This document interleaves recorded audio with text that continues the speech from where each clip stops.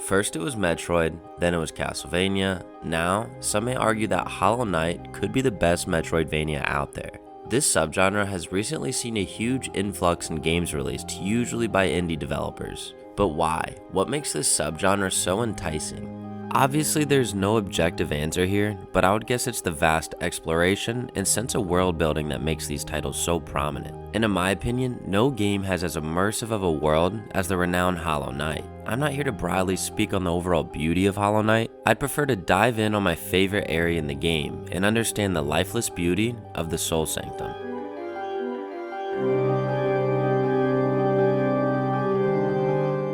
I was having a great time during my initial playthrough, but once I entered the Soul Sanctum, I knew this game was something special. Hollow Knight is full of unique, immersive areas with plenty of lore scattered throughout. The overall tone of the game is dark, but nothing could match the lifelessness and sense of hopelessness in the Soul Sanctum. And this was due to a few key variables: the music, the enemies, and the purpose. I find that a lot of Metroidvanias will be content throwing in new areas that have some different visuals, a new theme, and more enemy variety. Although this is still a good thing, it's clear there isn't really any purpose to them or any deeper lore involved. I had a great time playing Axiom Verge, and even though each area offered new gameplay mechanics and enemies, it didn't feel as immersive as Hollow Knight. When you first enter the Soul Sanctum, you're immediately drawn in by the music. This theme tells me the place has a dark past, and even though nothing is explained through dialogue, you get additional clues through the enemies you face and the dead bugs you can find in the background. When you finally reach the Soul Master, the theme doesn't change, it just picks up the pace, and this keeps you attached to the setting that you're in. During the second part of the battle, you collapse to the bottom of the sanctum to see countless lifeless bugs as the Soul Master continues to attack you. All these small details make it known that this place has purpose, but you still don't know what that might be. So let's talk about the enemies and the lore a bit to understand.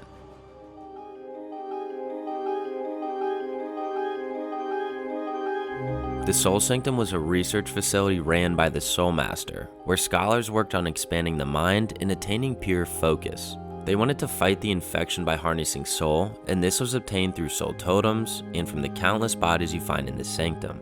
The follies and mistakes may be easy to fight, but they were scholars that went mad with the infection, and their bodies became twisted from the misuse of soul. The Soul Twisters and Soul Warriors are scholars who also used harnessed soul to enhance their abilities, but they still went mad with the infection.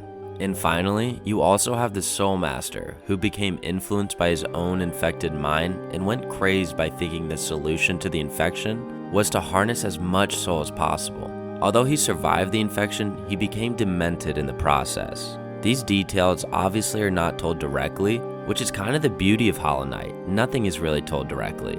So basically, you spend your time in the sanctum fighting deformed scholars who are responsible for countless deaths. But the purpose and the enemies alone aren't what make the Soul Sanctum such a unique area. The music is also something special. When you first enter the sanctum, you're unaware of the lore, but the music captures the tone and everything else helps fill the gaps. Hollow Knight is full of great themes too. I'll play another one for you.